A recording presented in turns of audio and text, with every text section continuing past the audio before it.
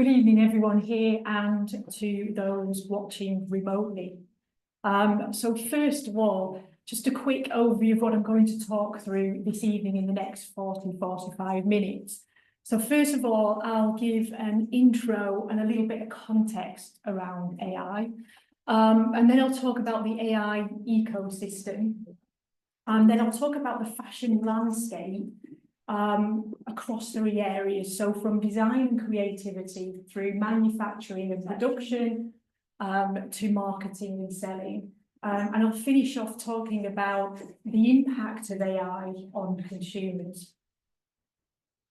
So first of all, as you are well aware, artificial intelligence is the centre of global discourse at the moment, sparking both excitement and apprehension, some seeing it as a next industrial revolution, reshaping industries, economies and daily life, others dismissing it as an overhyped trend. Mustafa Suleyman, CEO of Microsoft AI and co-founder of DeepMind, warns that AI represents an unprecedented technological wave which has the potential to either elevate humanity or pose serious threats if left unchecked. So from business leaders to policymakers, opinions are very varied, whether it's a fad or is it the most transformative force of our time. So what do I think? Well, I think we're on the cusp of a consumer revolution. Some of the tools and the applications that I'm going to talk through tonight, the capability we as consumers now have is phenomenal and will change the way we buy and shop in the future. So although AI feels like a very new revolution of the modern day era, it actually stretches way back. It's not a new subject. And this man, Alan Turing, also known as the father of computer science, was laying groundbreaking work in the field of AI at the University of Manchester back in the 1940s and 1950s. In his seminal paper, Computing Machinery and Intelligence, he posed the very profound question, can machines think? And he later went on to create the imitation game, also known as the Turing test, which was a measurement of machines' ability to exhibit intelligence indistinguishable from that of a human being.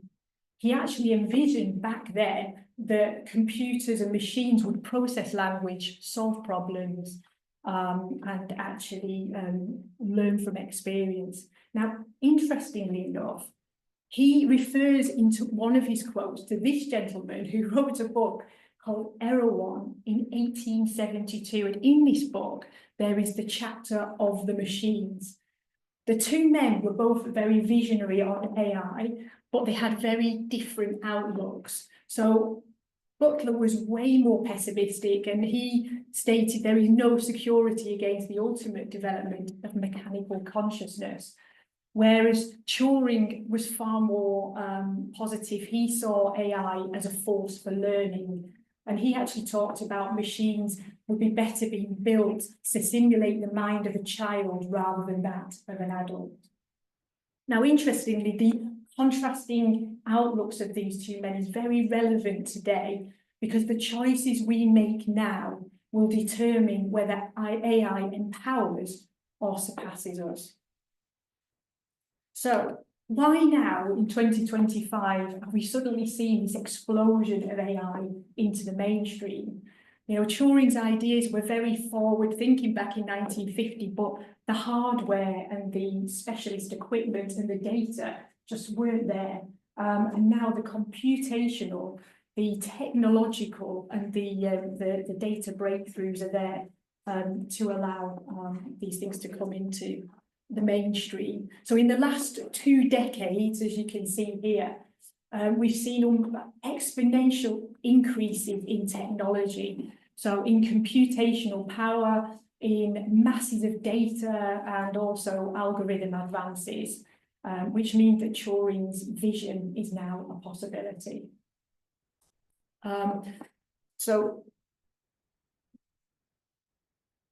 as I've talked about, so from virtual assistants to autonomous vehicles, all the barriers have now been overcome. So as I talked about, the reason why now in 2025 AI has suddenly flooded the arena is because big data, we're drowning in data, unstructured data, structured, and computational power. So the rise of GPUs, graphic processing units, are now allowing us to train big complex models, and deep learning. So transformers have now enabled us to produce models that can do multiple things, such as computer vision or process language. Also, the other key point to mention is that the big players like Google, Meta, and OpenAI have given access to their platforms to entrepreneurs and to developers, which is democratizing technology and allowing these people to create new AI, and that's why we're getting an influx.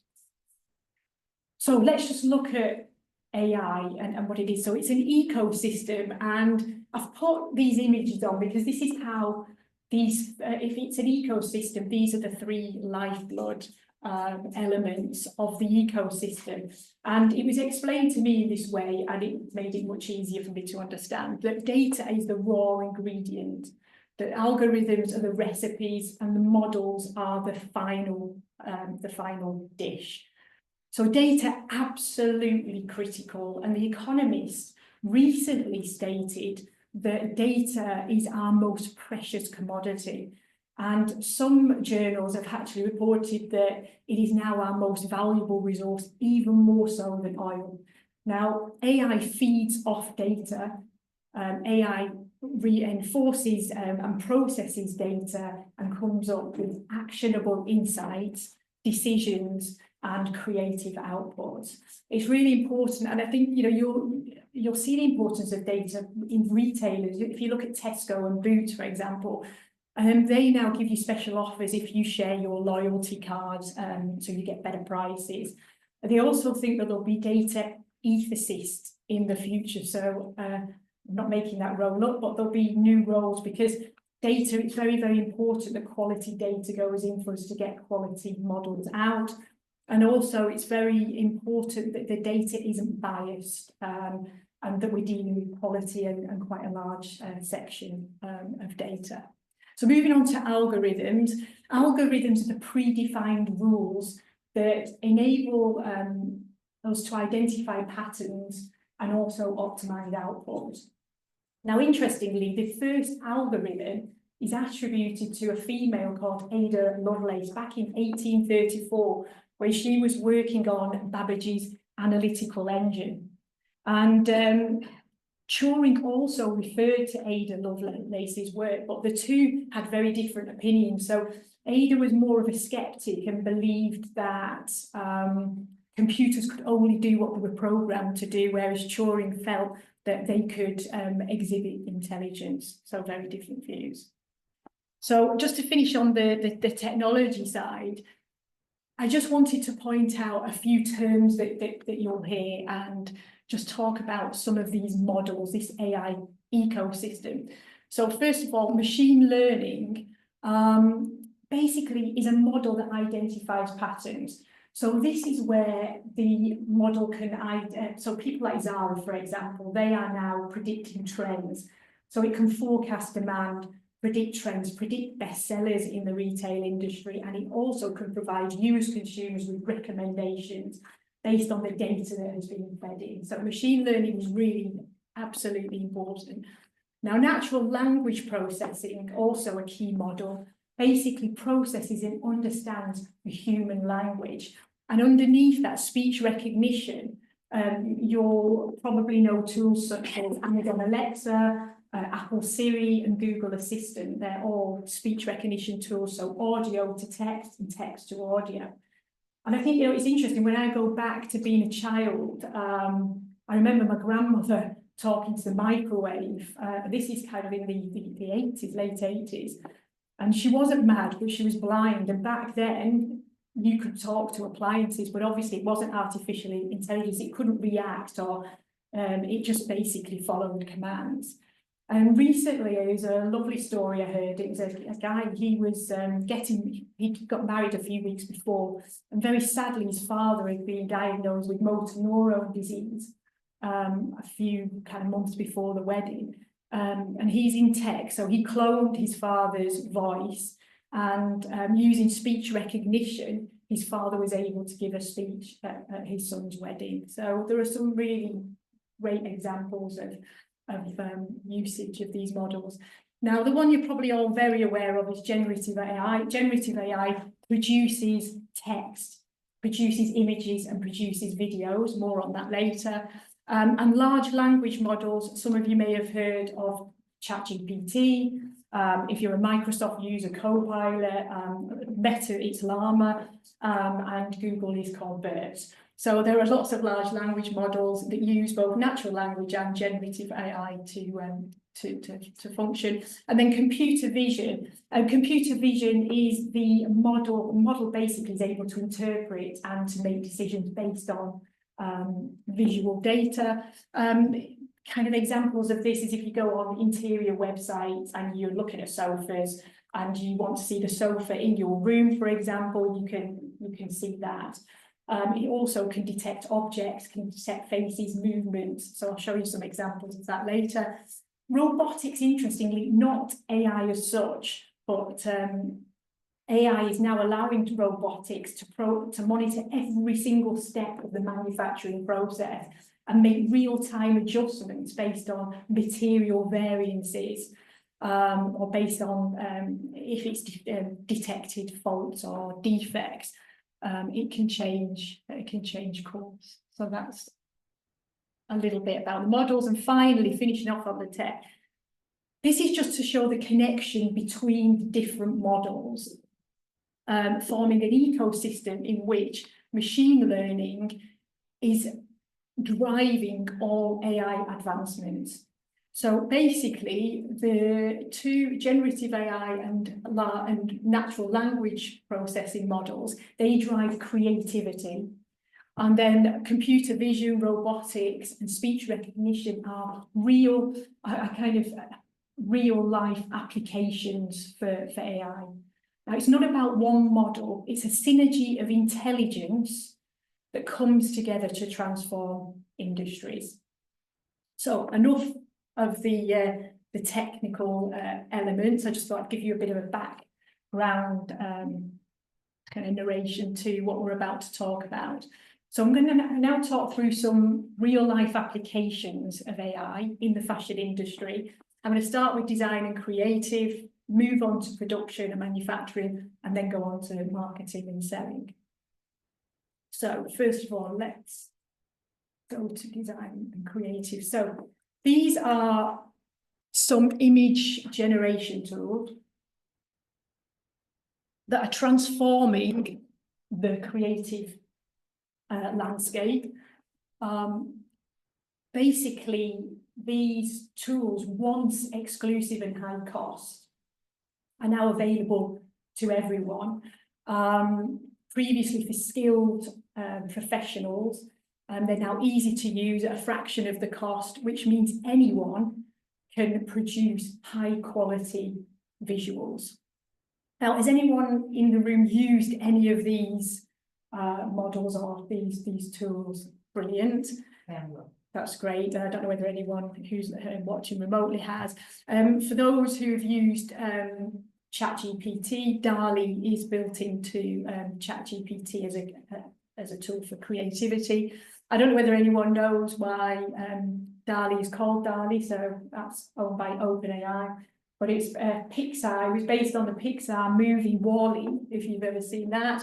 And the W was changed to D because of Salvador Dali. So just a little bit of extra knowledge there. Now I'm going to focus, I can't obviously talk through all of them, so I'm going to focus on Runway. That's just because I like that tool. I would say have a play on all of these tools. There are free versions of most of them. See which one works for you, which one feels most intuitive. But I'm just going to have a look at Runway. So This, when you go onto these tools, you come to a dashboard. And so what you tend to do is click on generate or start a session. Now, all these tools are built in with FAQs. They can take you through. You can obviously ask ChatGPT and you can ask large language models how to use them, but there is so much documentation. I am only talking about an absolute fragment, tiny minutiae of what these tools are capable of doing. So this is a prompt I'm going to use throughout. This is a prompt I put into Runway. This is text to image, and then I will talk about image to video. So I put in this prompt: can you create, in the style of a fashion magazine photo shoot, a cool hip image of a blonde hair fashion model wearing an oversized white collared shirt underneath a mocha coloured oversized jumper with skinny trousers and trainers? Now, the output I liked. It was, you know, they were all outfits that I would wear, so I was quite pleased. But then just look what happens when you take out some parts of the prompt. And this is what I want to get across. Prompting is so important. So this is taking out the prompt about the fashion magazine shoot and the fashion model. So again, all perfectly fine outfits. You can see where it goes wrong. So on the top right, the shirt is over the jumper. Sometimes the same with ChatGPT and other models, what we call hallucinations, where they get things wrong or hallucinate information that's incorrect, so you can't trust everything they do. Sometimes you get models with 3 legs, but it's getting better and better. And in fact, recently I've found there are far fewer errors. So that's just showing you that. This is in Runway. There are about 10, 15 pages of how to prompt. Prompt, as I said, is a huge skill.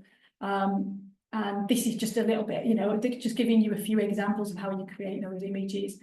I just then wanted to talk about the price. I mean, price is based on usage and credits that you use and the images that you produce, all the way from 0 all the way to $150 a month for enterprises. Now, exactly the same prompt, just I wanted to show you the fact that different tools provide different outputs. So this is ChatGPT, exactly the same prompt. And this is the outfit. Again, fine, I liked it. You'll start to decide which models you prefer. 1 week later, exactly the same prompt, it shows it changes over time. So same prompt and you get a different image. So if you see something you like, you have to, you know, download it there and then, because it may differ later on. Now, again, going back to prompting, I just want to talk about the image on the left. Was an image a friend of mine sent about 3-4 years ago. Thinking I would quite like this dress for an occasion I was going to. So what I challenged myself with was to write a prompt that would give me that dress. And I probably did 6, 7, 8 attempts, and the best I could come up with is on the right. Obviously, it's not the same, it's not crew neck, it's a strappy dress, but it shows you it's very, very difficult. If you've got a very set idea of what you want to create, it will take time. It's more of a conceptual tool. So that was that. And then I took out the neutral background and I said I wanted it in the images in a warehouse setting. So obviously the lighting is a lot colder. Put the prompt in and then decided that I like those images. So now I'm going to put them into video format. So basically, when you go into Runway, you can drop images in, 1 to 3 images, and it will produce videos of what you have created. So this dress on the right, first of all, I just put that one dress in. And so here's an example, seeing obviously the movement of the fabric. And obviously I've changed the model to a dark-haired model. I didn't ask for a blonde model. And then this was really interesting. So this was 2 images, and you can see how the dress transforms into the second image.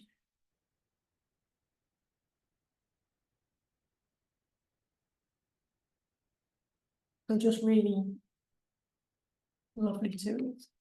I then wanted to experiment and see. I did a fashion course at Morley College in London last year.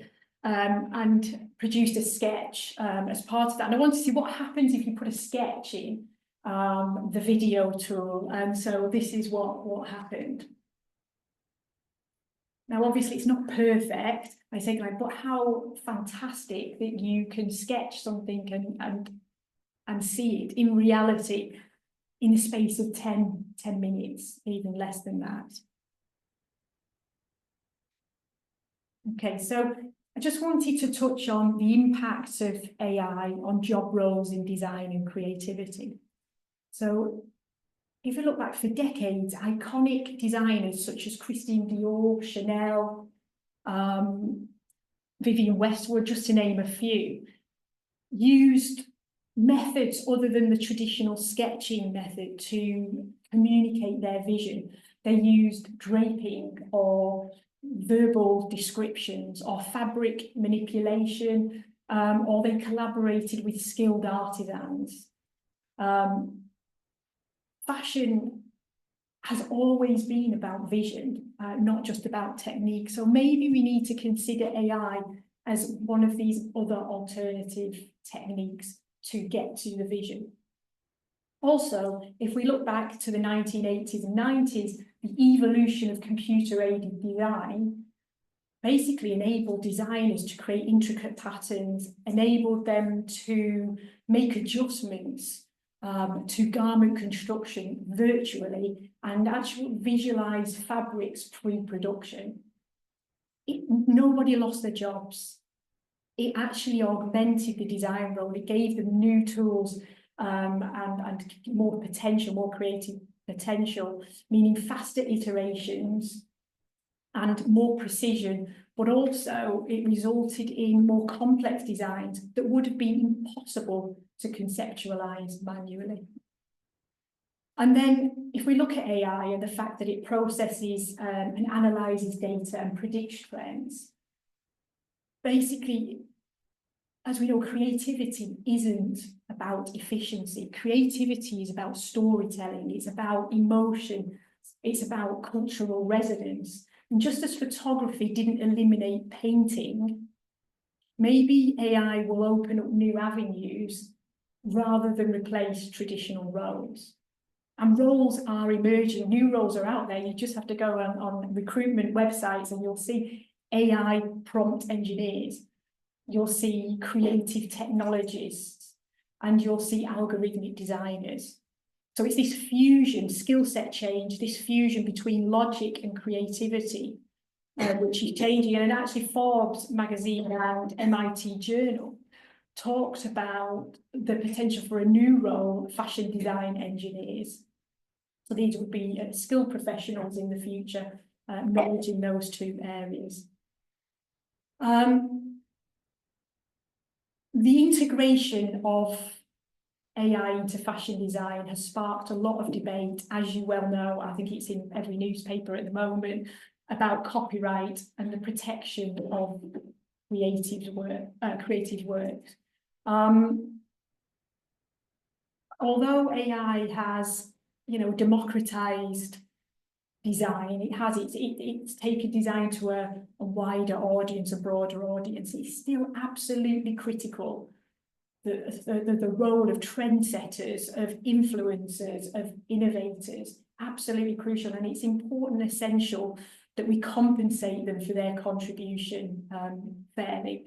Now, blockchain and NFTs, so non-fungible tokens, they're ways of verifying the originality and the ownership of digital assets. They're emerging as key technologies that can help with the AI copyright crisis. By transparent and secure tracking of digital assets, NFTs uphold copyright integrity. But they need to be combined with robust legal protections and with technologies such as smart contracts, AI-powered rights management, and hopefully then we can get to a secure system in which owners are compensated for their work and protected, whilst we also support a thriving creative industry. So let's move on to production. So look, the textile and clothing industry, as many of you know, has not been short of innovations. If we go back to the 1760s to 1840s, the Industrial Revolution, That was a time when we automated weaving. So inventions such as the flying shuttle, the first machine there, which is the Cartwright's loom, power loom, and then the Jacquard machine in 1804.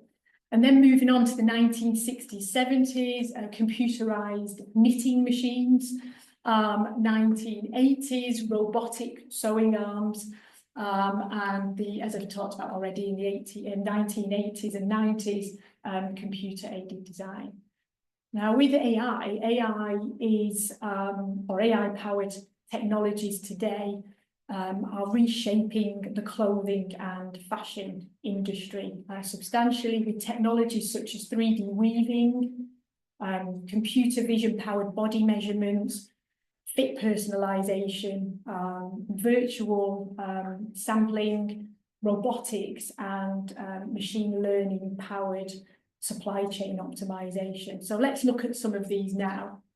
So first of all, this is a company, a fashion tech company called Unspun, and they have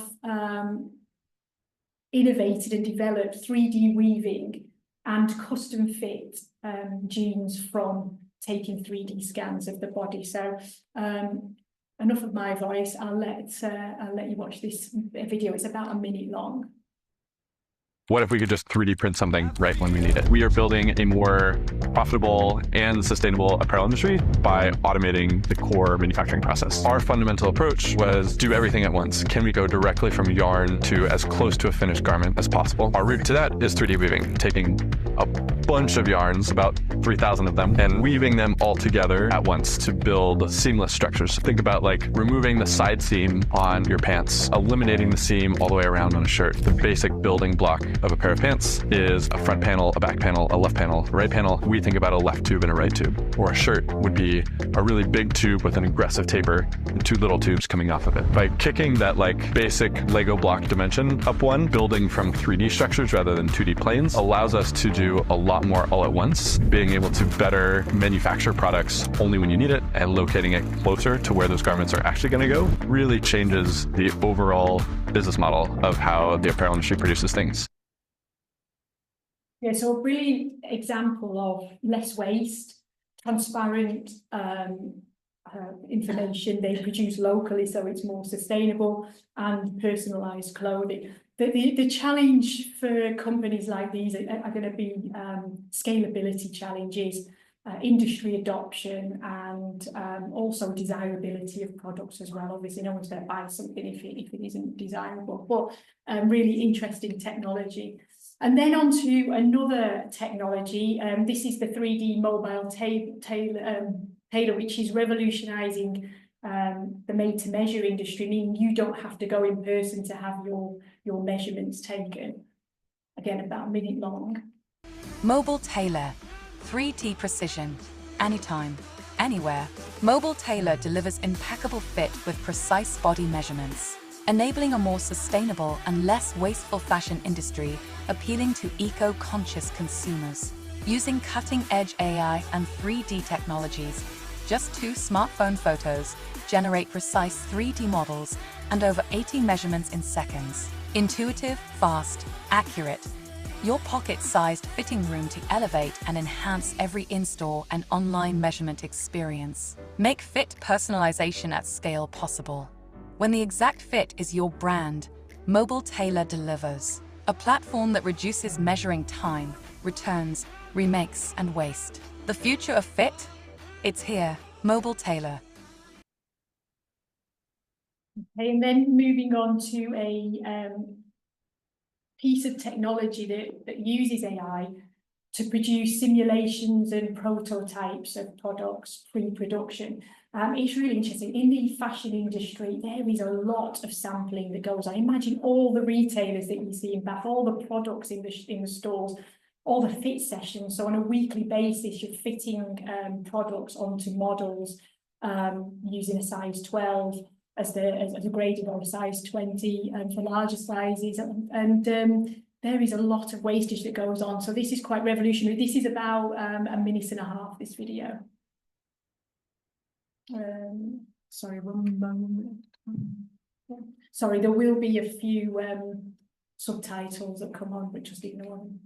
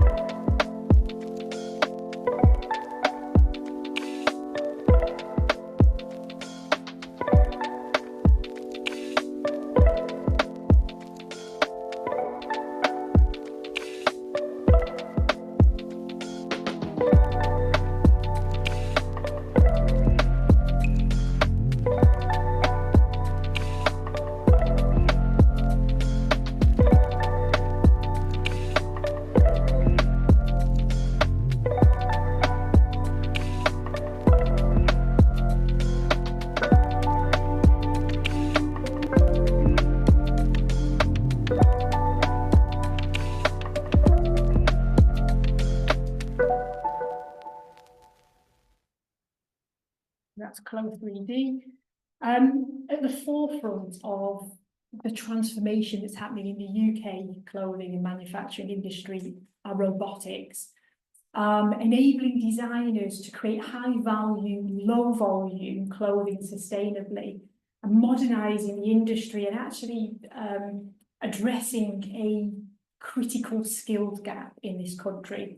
If I go back to being a buyer at MS back to the 1990s, mid-1990s, 70% of production was in the UK. When I was studying, you could go to countless factories for visits. And then over time, because of labour costs, big companies such as Courtaulds and Coats of Iella sent their teams out to places like Sri Lanka, Morocco, Far East to set up production over there. So obviously we lost a lot of skill, and robotics is an area that the UK can obviously thrive again. I'm now going to hand over to Professor Susan Postlethwaite, who is leading Living Labs, which is some pioneering work that's going on in Manchester. I promise I'm not focusing on the north, it's just some of the things relating to computing and obviously the fashion industry are very northern biased. But anyway, hopefully you'll find this interesting. It's about 3.5 minutes long.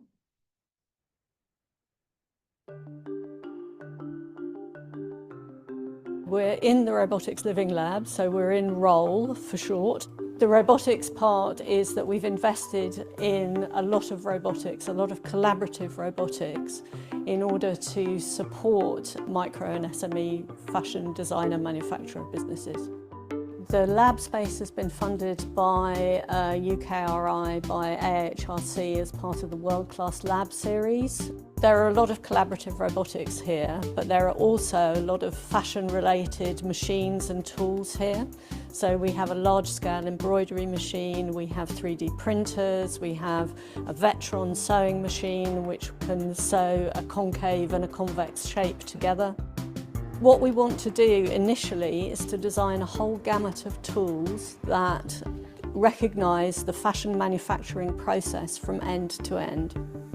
So we don't really produce anything in the UK anymore, not to any scale. We import a vast amount of very cheap fashion, more than anywhere else in Europe. We really can't afford to do that anymore. We shouldn't be doing that.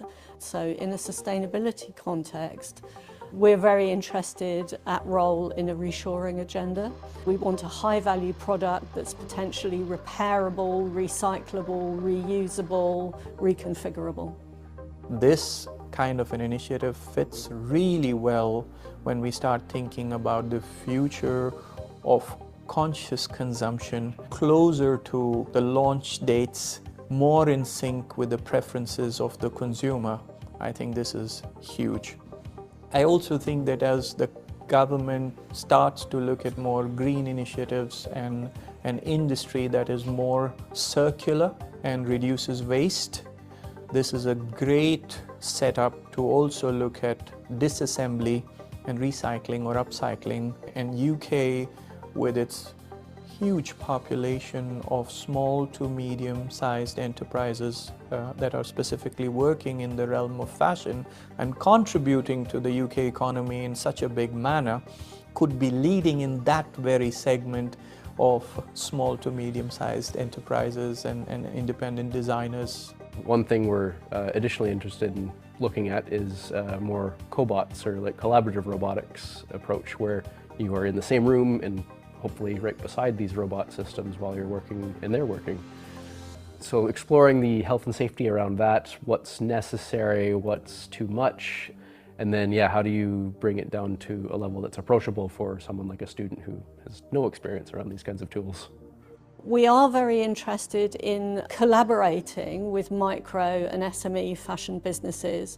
We also want to have a researcher in residence programs working together in this space, them testing our machinery and tools, and we need people to start envisioning what it is that the tools might be capable of in the future.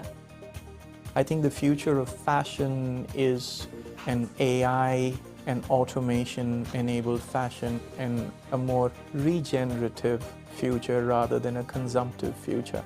I see that there's a huge contribution that we can be making to the UK economy. We need to reshore the industry in the UK.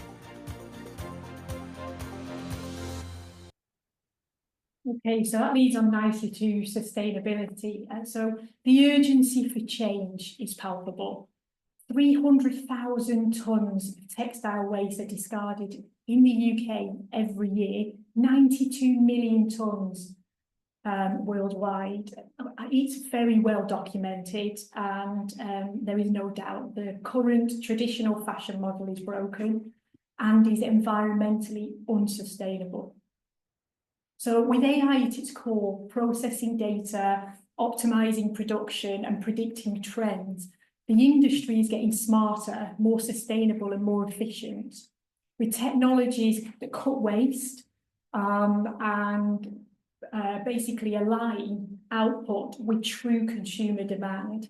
So technologies such as 3D, sort of fit personalization, fit algorithms, producing personalized clothing, and then zero waste lay planning, automation, and on-demand production, all reducing waste. In terms of, so it's all going in the right direction. I think the other thing to talk about that has been a challenge for the industry has been transparency for us as consumers. The amount of data in the industry, the pipeline from fibre production all the way to getting it into the warehouse of the retailers. Imagine all that data and all the different variations of data coming from countries all over the world. It has been difficult, but AI is really helping us get to a place where you can visualise the kind of water consumption or the carbon emissions. It's not a level playing field at all. And I think, I don't know, part of me thinks we make it so complicated. There are so many initiatives going on in the UK alone. You probably could count 100 that are relating to sustainability. And sometimes I wonder if we could all just get in a room and pull all that resource and all that money together, maybe we would make headway quicker. One of the things I think that's really good in the food industry is the traffic light system on packaging, where it's really clear what goes into food, and maybe we could have a traffic light system in the clothing industry that would allow consumers to thoroughly understand and compare different retailers. But it's not compulsory. This is just an example of one company, BAM, who is actually using Green Story to help them do this. Green Story are actually working with IBM. IBM's AI technology is called Watson, and so because of AI, we can now bring this data to be visually acceptable for consumers.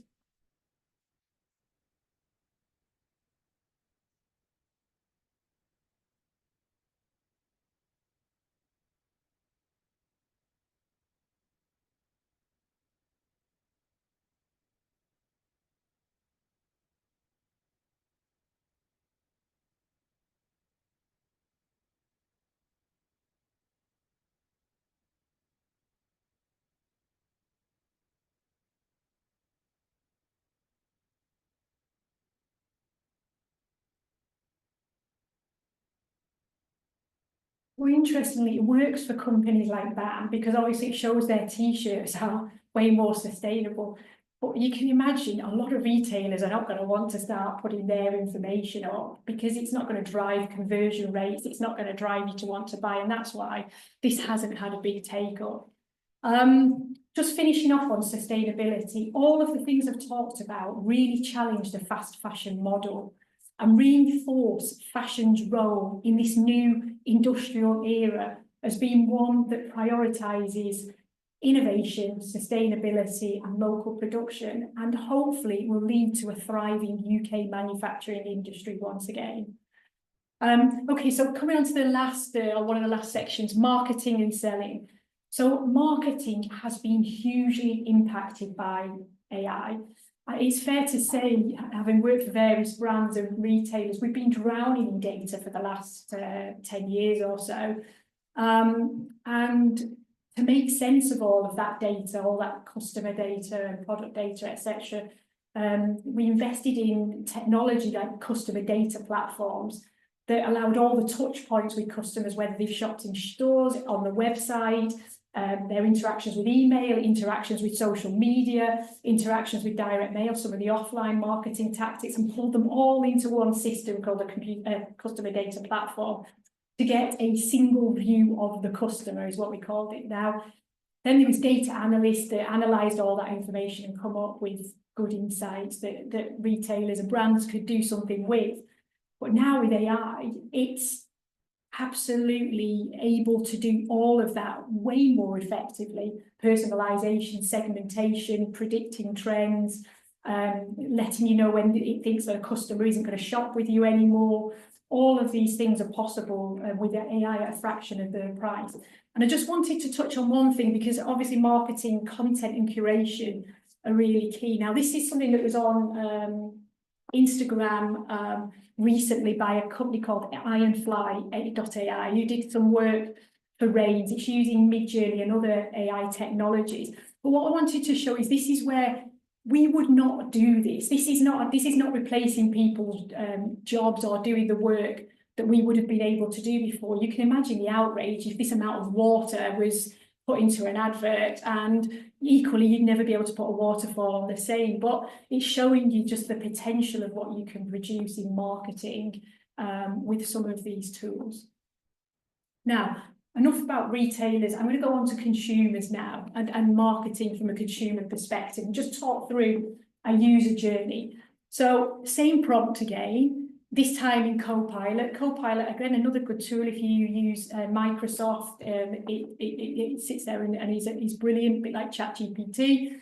So this time I asked it to create the outfit, brilliant again, but then I asked, where can I buy this outfit? Tell me where I can go. And the results were not good. They were retailers that I wouldn't shop in. Some of the jumpers were cream rather than mocha. It just wasn't a good experience. I did the same on ChatGPT, and again, it wasn't a great experience. It was okay, a bit better, but still not great. So what I decided to do is, I don't know whether anyone uses Google Lens. The symbol here is Google Lens on the search bar. And I uploaded that image that I'd created. I own that image. So I uploaded it and wanted to see if Google search would come up. And obviously, great results. Look way more like the product that I wanted. The only problem with this is it pulls on images, and some of the images could be quite old, so the products are not always in stock. It was quite a frustrating experience. I reckon about 8 out of 10 products were not in stock, so great opportunity for brands. And the products that I did see, you know, that were okay, I didn't necessarily want to, they weren't the fabric or the brands that I was shopping. So this screen looks very bland, but I'm very excited about this technology. So I just want to talk to you about a more personalised shopping experience. So if we go back over the last 10 years, when you've shopped or searched for something on Google, you may put black dress in or grey jumper or suit, it will come up with things that a retailer or brand, whoever's paid the most to be in that highest position, it's not personal to you. So it won't give you necessarily the retailers that you shop in. Now, this is on ChatGPT, so you create your own GPT. So you go create GPT. On the left-hand side, you put your prompt in. So you can say which retailers you want to buy from, whether you like vintage, you put your size in, you can put prices in, and then on the right-hand side, put the same prompt in, and it comes up with a similar image again, but this is the magic. It now comes up with all the shops relevant to the brief that I gave it. So I called it personal stylist, for want of a better term. But now everything was relevant, and it come up with the brands and the link to those websites, and the products were spot on to give me that look. So that is a custom GPT process, and like I say, I'm really excited about it because it's the first time we've had personalised search.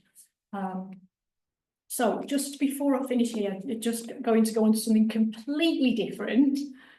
And talk about avatars. So before I talked about the magic happening when models interconnect, and avatars are a very good example of computer vision, natural language processing, generative AI, speech recognition, all coming together. Now, there are a few companies that do avatars. I've just put two up here, Synthesia and HeyGen. I've used HeyGen, so I'm just going to talk through just some of the things that I'm able to do free of charge, no payment. So first of all, this is my dashboard. There are security checks on this. I cannot make avatars of anyone other than me. So I had to go through an ID process. What I was then able to do is put 10 to 20 images in. The more images you put in of yourself, the better quality the avatar. This was about 10 images. And you can get even better results if you do a 2-minute video of yourself, and then everything is far better quality. But as you can see, I've put in the prompt, got it wrong on the right there with shirt over the jumper, but generally, and on me, you've got some outfits there that are doable. Now, I thought, okay, I like these avatars. I now want to buy something. I want to buy some sunglasses. So on HeyGen, you can add an item of clothing or a product, and it will put it onto the avatar. So some retailers are already advertising on here. So I think Etsy was one, Shopify and Amazon were on there.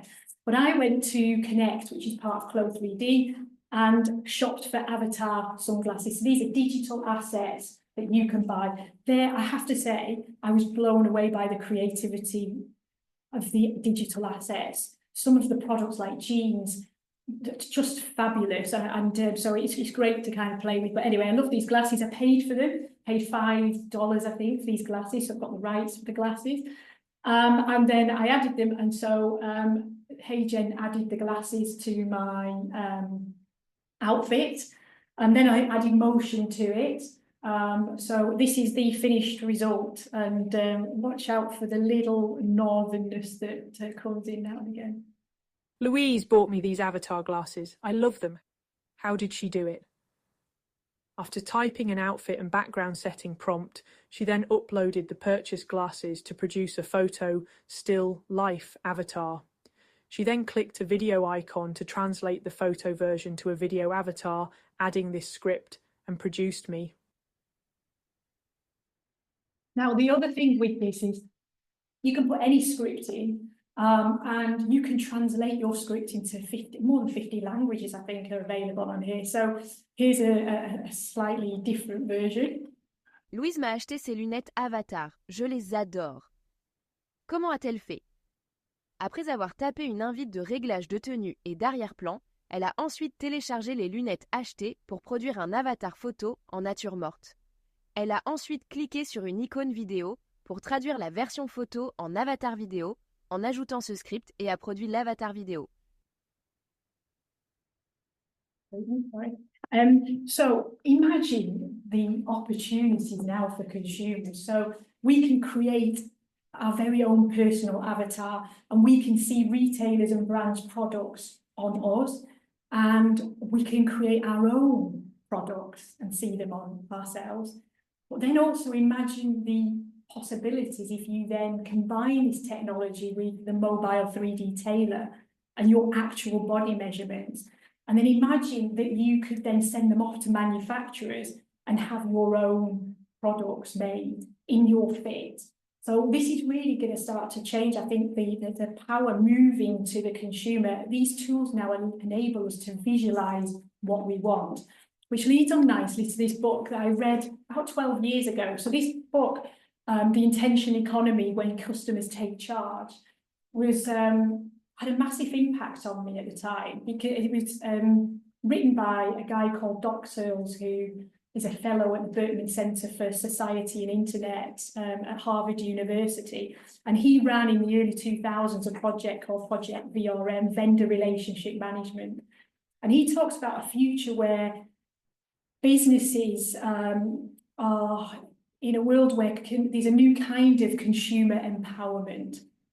So this is where consumers take control of the buying journey, and retailers and brands work to fulfill those needs. So they bid for your attention. So imagine you're not having products marketed to you. Consumers are actually driving commerce and almost working within a marketplace of intention. So let me just kind of visualize this. Imagine if you were your own brand, you had your own website or portal, and in this portal there was entertainment, health, banking, food and drink, and shopping. And imagine you click on shopping in your own world with your data. So the other thing about intention economy that I didn't mention is it's about consumers taking control of their data as well and managing it. And retailers, so none of this nonsense with cookie policies before you go into websites. So that's really key as well. So basically you put what you want, so you click on shopping, you type in, or you put the image or the creation that you've done, and then retailers and brands bid for your business. So they come to you and say, this is how long it'll take, this is how much it's going to cost you, are you interested? And you choose the product that you want. So it turns the whole model on its head. Now, don't get me wrong, we still need to be inspired. So, we didn't know as consumers we needed Lycra, but Lycra completely revolutionised the fashion industry. We didn't know we needed an iPhone. So there is still a need to be inspired. But what this does is change the industry. So consumers have more power. It's an intention economy, what I'm calling the consumer revolution. And it's AI that is making that possible. So to conclude, basically, AI is neither a miracle nor a threat. It's a tool, and its impact is determined by how we choose to use it. So printing press spread knowledge, the internet connected the world. AI is basically reshaping the next frontier of human potential. The question shouldn't be, will it take over? But how are we going to use it to create, to build and innovate for a better future?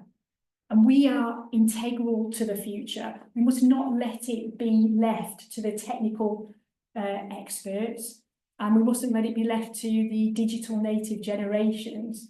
Whether you are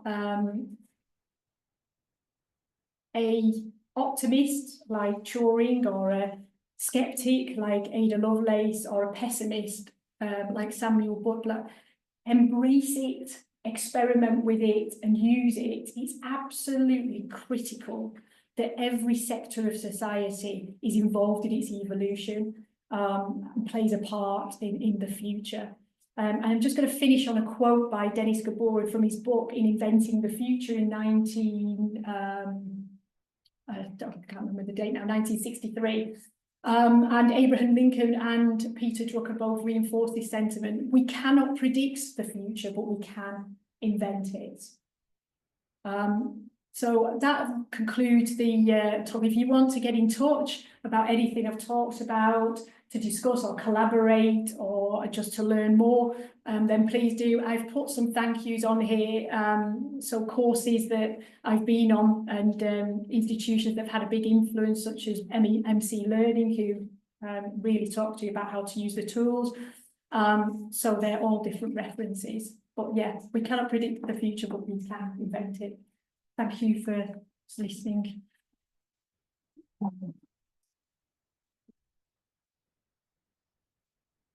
Well, that was an extraordinary, inspiring talk. Thank you very, very much.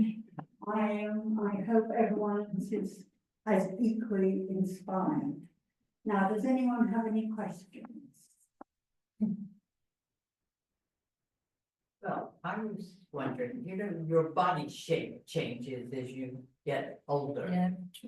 And I was just wondering, in terms of sustainable fashion, whether there was some way you could look at what this dress that you loved when you were 20.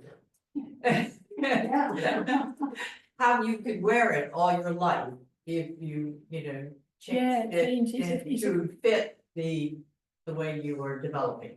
Yeah, I'm trying to think the closest I've seen on that, because it's really true, and also it's the same with changing fashion trends. So you could buy something now and then it's out of date. So this, I suppose I'm drawing an analogy with your changing shape. And I think this is something that's interesting with digital passports on products, for example. So the QR code in labels, if you could click on that and then it show different outfits. So it might not show an older model, but it'll show you how to wear it if you change, or if styles change, and keep that item updated. So you may buy a jumper 10 years ago, but every time you click on the QR code in the label, if you can then see an update of that jumper worn with fashion of now or trends now, and again you could do, now you also now have the tools that you could create your changing body measurements and see how things look in your wardrobe, and whether you need to keep some things or get rid of some things. I mean, is that how it's going to work? So, for example, I'm very fond of whistles. So I click on, they send me loads of stuff. I click on and I choose a nice black wool jacket, which I'm greatly in need of at the moment. But I've got incredibly long arms. The sleeves never fit properly.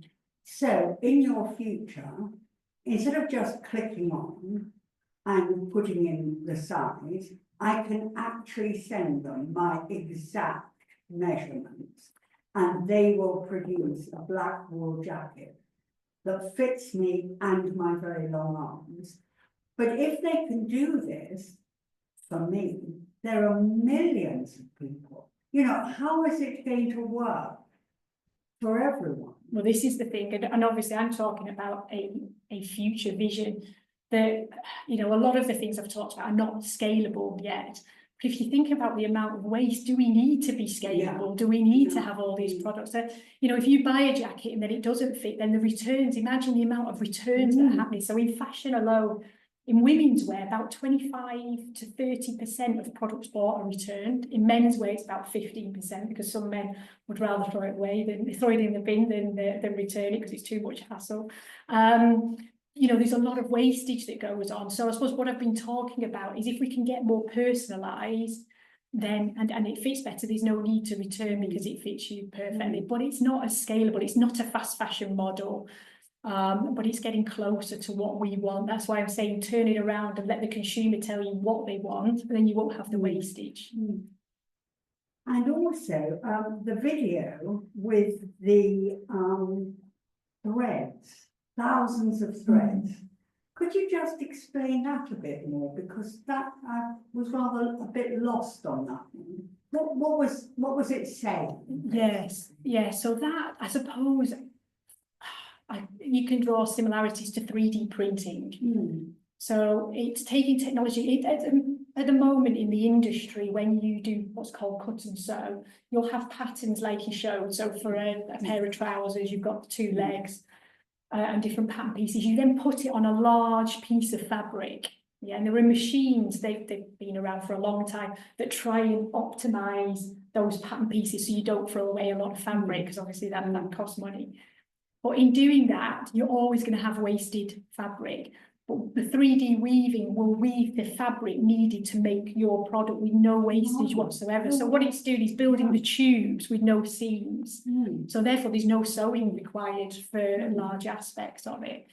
So, it's just, I suppose, that they're talking about the art of the possible. We keep thinking about producing clothing in the future. Robotics, very difficult to it's very difficult to ever fully automate the production of clothing. It has always been a manual job, and we're getting cleverer and cleverer, and you saw the work in Manchester. But I think things like that, you know, we talk about stitching and sewing, but who knows in the future, maybe you can fuse products together and you won't need a sewing machine to do it. The pieces will be produced and then you can fuse them together. I don't know, but I suppose what I'm excited about and talking about is the potential for change in the future. If you read a book on the history of fashion, going back to the 1850s to now, even looking at the legacy of Selfridges and Mr. Selfridge, we're still buying clothes the way we've bought clothes for over a century. It's not really changed. So maybe it's time for a big shake-up in the industry and looking at how we do things differently. But I think that would be an enormous step in the right direction. I mean, I've made clothes, and you know, you get out your paper pattern and you fiddle around with it on your fabric so that you are wasting as little as possible, but you are always wasting some, and you just throw it away because what else are you going to do with it? So that would be an enormous advantage. Yeah. Anybody? I've got one. Just a quick, just a quick one about sustainability and raw materials and AI. So do you think, how would you say AI can help in the sustainability of the raw material selection or production? Yeah, so there's a few areas where AI is helping. Let me kind of go through them. So first of all, reducing waste we talked about, because it enables us to be far more efficient with production. But also what it's able to do is to predict demand, which means retailers everywhere are producing what is needed. So a really good case study, and one you can look at online, it's brilliant. I think Zara is probably the best example of a retailer using AI in all elements of it. Now, I'm not saying they're sustainable, but what they're doing is obviously producing clothing that, because they're looking at trends, because they've got computer vision all over social media and looking at trends and got listening posts out, they're more able to see what people want, and therefore they're putting into their stores clothes that people are more likely to buy, and therefore less leftover stock at the end. I mean, most retailers are glad to sell full price up to 70% of their products. If they buy 1,000, then they'll be really glad to sell 700 units, and then about 20% get sold in the sales, and there's always about 10% left for every item. So that's helping there.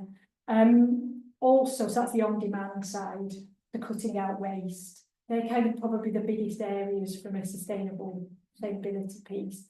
And then I suppose, again, robotics, helping with sustainability, not manufacturing overseas. So if you can produce in the UK, obviously smaller volumes, but you're not relying on planefuls of stock coming over, again, that helps with sustainability. So local production, on-demand production, not overproducing and taking a chance on what people might want. That answer it somehow. That's great. Thank you. So where are we at in the moment? Some tools that definitely sort of exist now, some aspirations. Yeah. If I wanted to use some of these and string them together, what could I do right now to buy clothing using these various? Yeah, good question. I think the piece that I showed you about ChatGPT and creating your own customized tool, obviously that's quite new for us because we've been searching on search engines and not really getting a personalised approach, so that's good. But what you can do now is some of the things that I've just shown you. Basically create, say you want this outfit, and then where can I buy it? That's new as well, being able to create your own outfit and then have a look at how you get that look, but also to be able to see products on you instead of looking at models on websites. You get a more realistic view using obviously the avatar. So all of that, I think I'd say it's fairly new, probably in the last 12 months, all that technology is now available to use. So just got something really simple. Yeah. I can use ChatGPT to generate different code options. Yeah. Find one that I like. what's the, you said, is Google Lens right now the solution to how do I buy this? Or going to make your own, or just going on to one of the large language models like ChatGPT and upload the image into there and say, where can I buy this from? Didn't you say that was giving really bad results at the moment? Yeah, if you've created something, that gives bad results. But if you, I mean, it depends on how prescriptive you want to be on the brands that you buy from, for example. So it will give you results, but it's whether it's personalised to you on the prices that you want to pay, that kind of thing. Do you know what I mean? So you'll get something. If you want to make it more personalised, then use the custom GPT. Yes, you could upload images into Google Lens and see them that way. I think Bing have just bought out the same technology as well. And you'll see it on different retailers' websites. But I think, I suppose, the big thing that I'm excited about is the fact you can create your own looks, or you can try and describe something you've seen, but it's more for you. Whereas if you're shopping around, you don't always get something that suits you. It might suit a taller person or a shorter person. Now you can actually see whether it works. I don't know whether I've answered your question fully, but I think, it's using all of those tools, as I said, to get combination. Do you think it's also linked to Google Shopping when you put the picture up to then, obviously it depends probably if you look for something trendy on your own picture, you might get more up to date shopping links.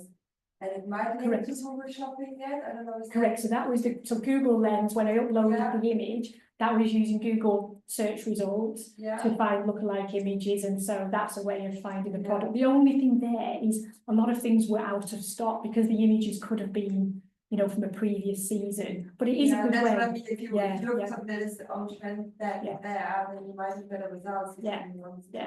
And this is where it is interesting. I do talk about Zara because they're definitely getting something right, because they seem to get the trends, like have the products in the way that you want to wear them, and they're model photographers, and they're not using AI for their photography, which is really interesting. I think you need to use models and reality to get the looks that you want. Their photography is amazing, so I think they're doing quite a lot that's right with AI. But I think, yes, uploading it into search engines via the Lens on Bing or Google is the way to go if you want to do it quickly without merging lots of technologies. Or use ChatGPT, like I said, and upload what you like if you've seen something, and it'll show you where to buy it.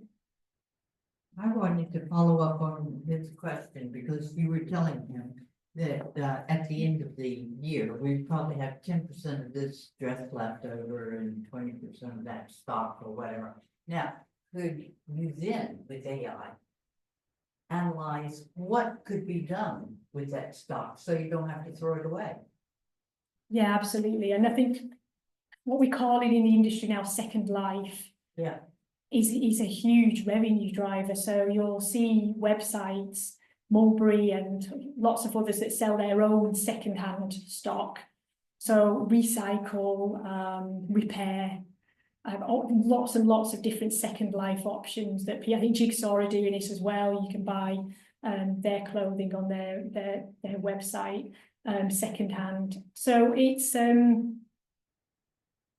something the industry has been talking about for a long time, and is happening, this sustainability piece. But the only thing I would say, I'm trying not to be cynical, but I don't know if anyone uses Vinted, but the amount of products on Vinted, I mean, it can't keep going on. So you've got this 30% of stock, and then it's going on to Vinted. You can't shop Vinted because there's so much products.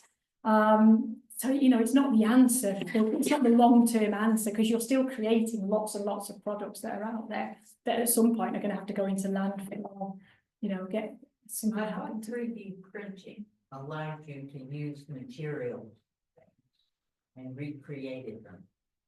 Well, see, that's again a great vision for the future, and this is where I think it could be exciting. Look at if we could take our clothes somewhere and then be recreated into something that's right for now.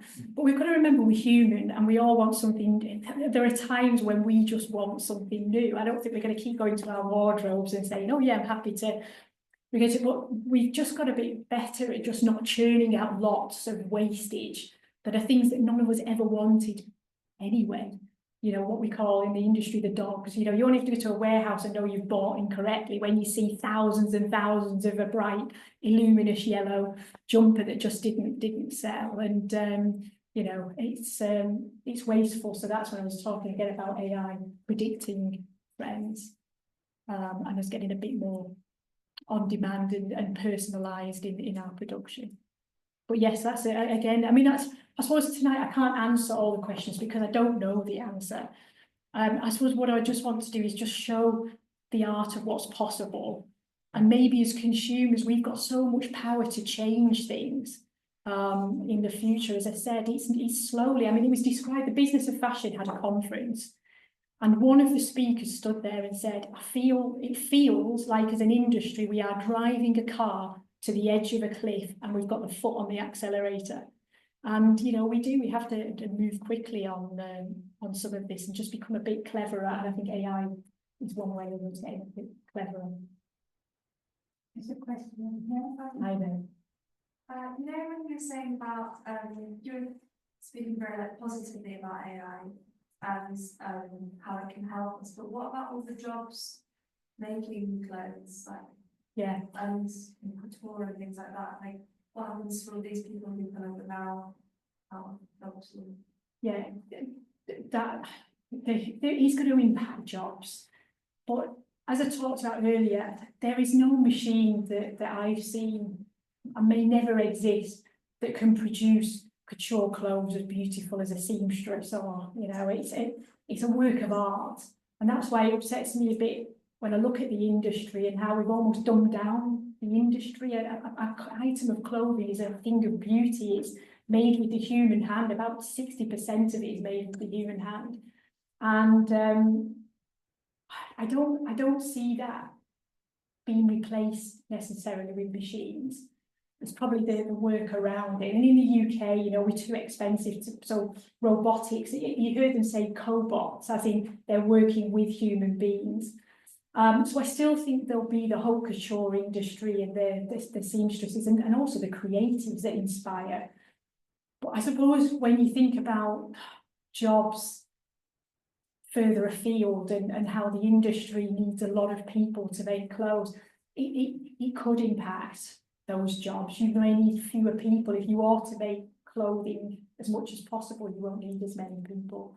I don't know, also with designers, you know, this technology, it's a bit, it kind of produces results based on data, and data is the past. So it's not using the human creative innovation mind, it's just kind of giving people who haven't got creative skills a better way of visualizing things. But I'm not going to say to you, I'm not going to stand here optimistically and say it won't impact jobs. I don't know what impact it's going to have. It will. But I think there are still some skills that there's no machine out there that can replace. So yeah, that's it.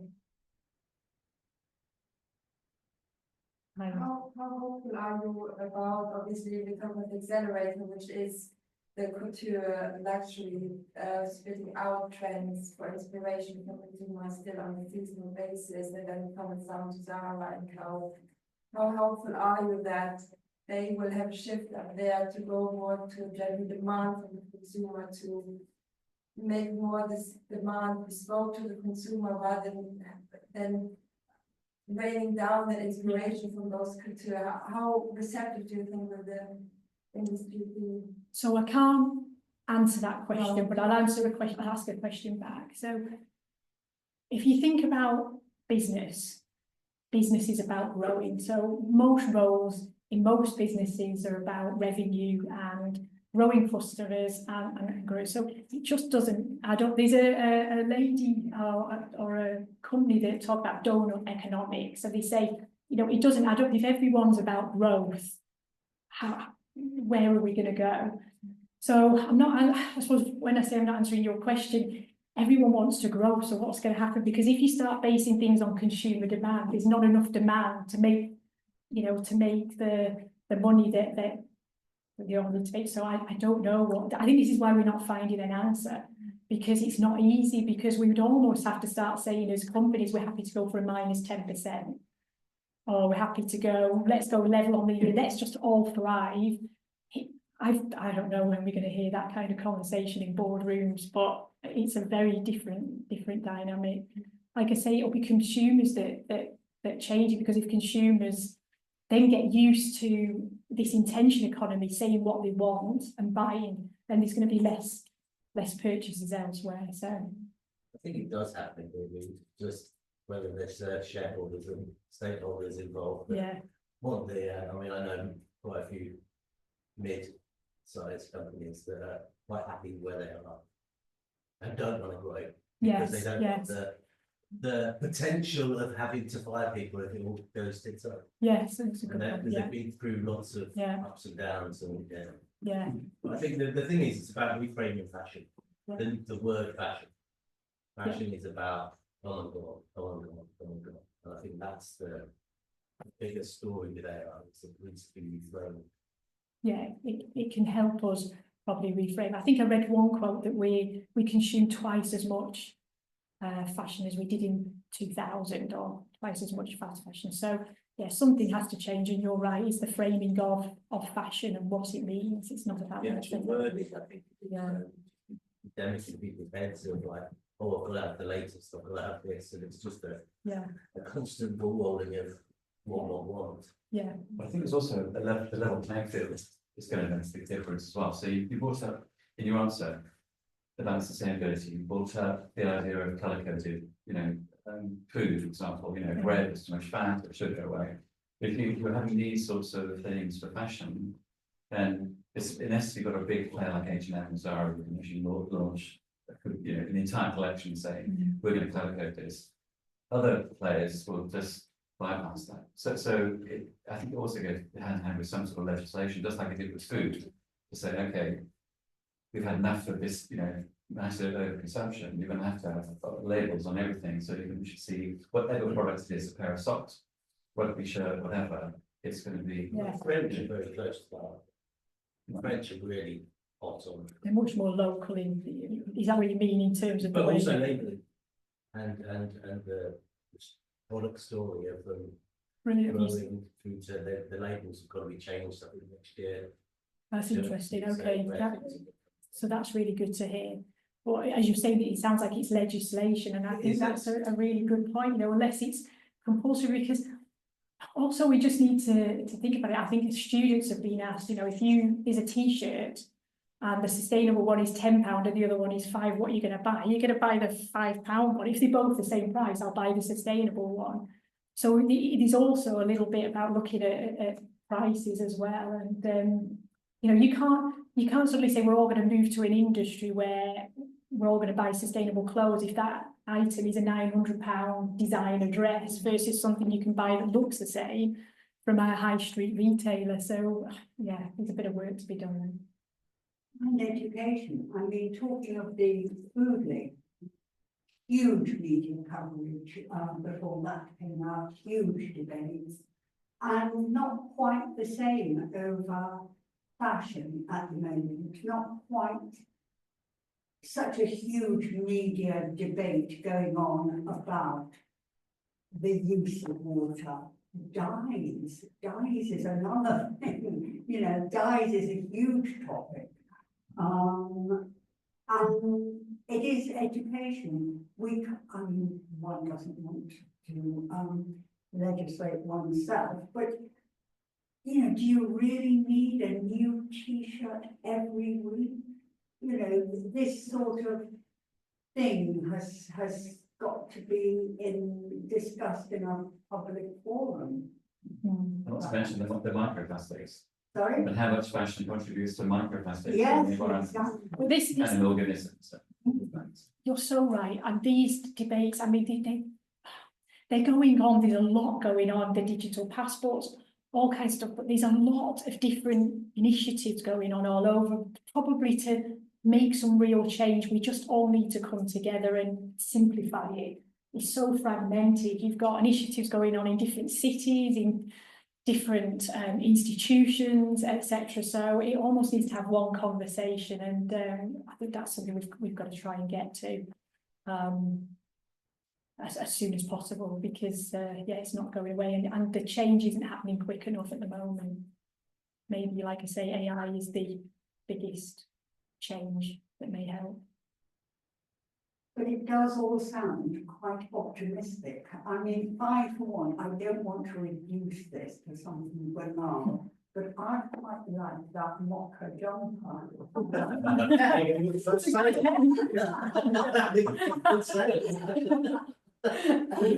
It is, I mean, your talk was very inspirational, and I think it gives great hope for the future that somebody is tackling these problems that we are going to have to address. Yeah.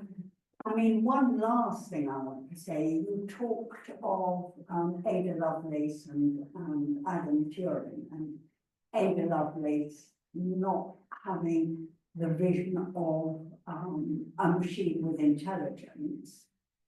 Well, does AI at the moment have, you talked, there was a column down one side where you were inputting, you were programming. Is a day going to come when you don't have to program, when you don't have to input? The machine can think for itself? The only answer I can give to that really is there are three types of AI. There's the kind of narrow and weak, and then AI that kind of meets the intelligence of human beings, and then there is AI that surpasses us, and probably an autonomous vehicle would be that, and we haven't got autonomous vehicles yet, so time will tell. That you're asking, this is the whole ethical debate. What are we going to allow and what we're not? So there is an EU Act, the AI EU Act came in August last year. They have banned certain types of AI. So there's a lot going on in terms of us having to put some guardrails, for want of a better term, guardrails around it. And that's why we're talking about everyone who studies AI at the moment, everyone who has anything to do with AI, the other subject matter that runs alongside it, and equally powerful, is ethics. Because you have to have those two conversations. And it's as, Mustafa Suleiman said in his book, it's a brilliant book actually, The Wave. He talks about we just need to not control it, but we need to put some governance and some guardrails around it. And that's up to us. Okay, well, thank you very much. Thank you, everybody. Thank you for the questions.